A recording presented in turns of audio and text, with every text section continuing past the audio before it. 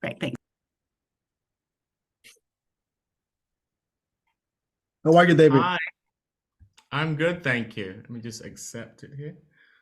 I just saw the 3 episodes, and I have to say the first one is really intense. Like I really enjoy a lot of the sequence. The principle that first sequence they make you doubt of going with him or just going back. And Yeah. for me, that you have portrayed such like iconic characters, like Martin Luther King, Kama.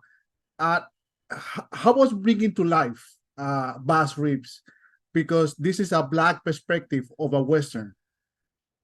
Yeah, as you just said there, I have a real interest in and passion for contextualizing Black people on the planet, and I find that a lot of the time, what we see less of is aspirational and inspirational representations of Blackness. So whether it be Dr. King or Seretse Khama in Botswana, or now Bass Reeves.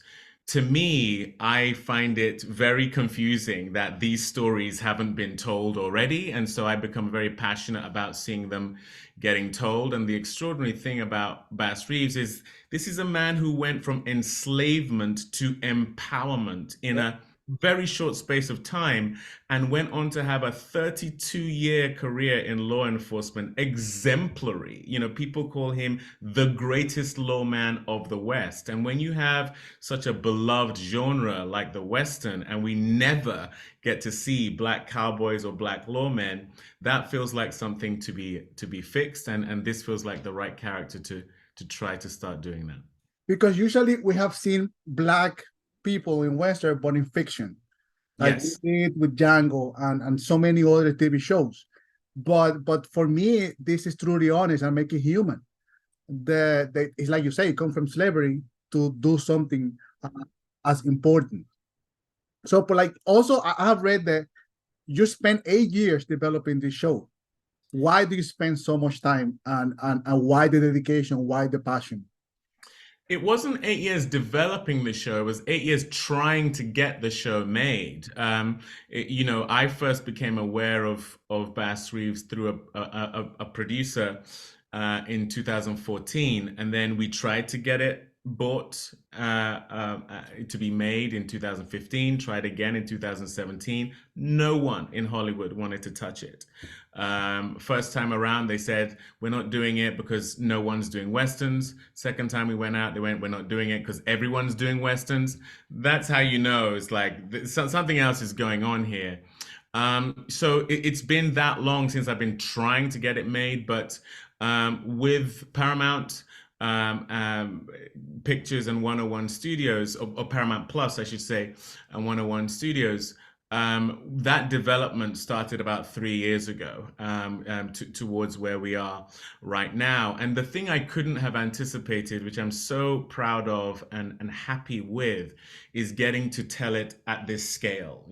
Those other films I made, we were scraping every dollar to make them. No one got paid. I mean, I got paid for Selma like a quarter of what I got paid per episode of Bass Reeves. There was just there was no money, and it's all on the screen, and that's something I'm very proud of. But do you think it's something changing with TV? Because now I've seen people like you that are superstars going to tell stories on TV, and these major stories with new streaming services. Do you think the stories has shifted to TV from films? I think yes, and I think the reason is because with streaming, you have data. You literally can see who is watching, where they are watching, which demographics are embracing the shows. And in the past, we were being told lies. The audience don't want to see Black stories. That's not going to work for a global audience. But now there's literal undeniable data. People, the global majority is people who look like you and me. And so you are really shortchanging a global audience if you don't tell stories like Bass Reeves, if you don't tell stories of people of color in a way that colors outside of the lines of what we've already seen before. And so I think that truth that is undeniable is the thing that has changed the playing field. Something important in this first episode is your chemistry with Shea Whigham. How do you Yeah. develop this beautiful but respectful chemistry that it shapes your character in the next two episodes? Because when he set you free, that's not a spoiler, but when he set you free, you, it's a shift on his character and your character. And how do you create this chemistry with him and without the he feel that judge after people see this episode? Well, I'm so glad you pointed that out because Shea Whigham, I think, is one of the best actors working today. And that chemistry was born out of the fact that we both felt very passionate about telling the truth Mhm. of the ugly truth of that time. So many actors turned down that role. So many white actors turned down Exactly. that role because they didn't want to be perceived as that kind of character. They didn't want to have what happened to that character happening to them as an actor. Shea Whigham is a proper actor. He's a real actor. He's someone who gives himself over to the role. And I will forever be grateful to him for the fact that he was humble enough, passionate enough, dedicated enough to take that role. And you can see it in the nature of his performance. So every day I had with him was just about how do we go the extra mile to tell the truth. The physicality also is important when you develop these kind of roles. Yeah, And I read that you shoot for 6, 7 months. How yeah. much it take from you to learn new things, to be truthful to this character? I mean, I spent over a year riding in order to be able to be convincing on a horse. Bass lived probably half his life on a horse. Yeah. You don't want the audience to see you on a horse and stop believing the character. It was 6 months of very physically demanding stuff, and so I trained also for over a year in the gym to be strong enough because you need to be that strong in order to not get injured. If Bass Reeves gets injured in Bass Reeves, that's the shoot gets shut down. And I couldn't afford that both as an actor and as a producer. And then there's the physicality of the character himself. Very physical guy, famously strong, in accounts about him. And so that was something that we needed to focus on as well. But for me, as you've already alluded to, I've played a few of these characters. I had to gain like 35 pounds to play Dr. King. There are these crazy things you have to do, but that's to me the job of the actor. You have to go to the character in order to serve the character, in order to hopefully tell the truth of the character. Being producer, being an actor, and being exposed to this character, it takes a different stamina from you because now you have to be creative in both sides, behind the camera and in front of the camera. Yeah. How do you develop these skills while you're shooting something so big like Bass Reeves?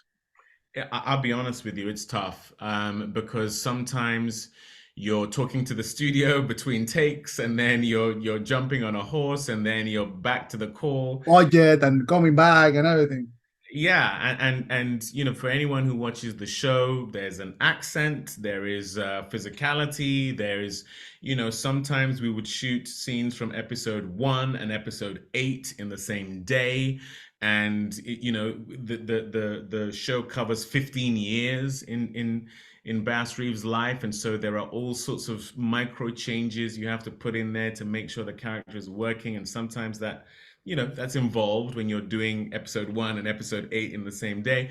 But you have fires to put out every day as a producer, whether it be sets or budget or casting or what is it the studio needs versus what it is the production needs. I will be honest and say that I wasn't in the minutiae of all of that, but the bigger things have to be dealt with, and so you have to figure out a way to address those. I also love the mustache. You could have seen from you. Yeah, yeah. It was, we had a lot of debates about the mustache because there are only a few photographs of Bass Reeves that we have, and the ones we have is pretty present. But you don't want your mustache to be the only thing anyone is watching when you're doing the show. So, we had to kind of be careful about not being upstaged by the mustache. David, congratulations. You nailed it behind the camera and in front of the camera. I'm a huge fan of your work, and thank you for your time. Thank you. Real pleasure to speak to you. Bye-bye, brother. Right. Bye.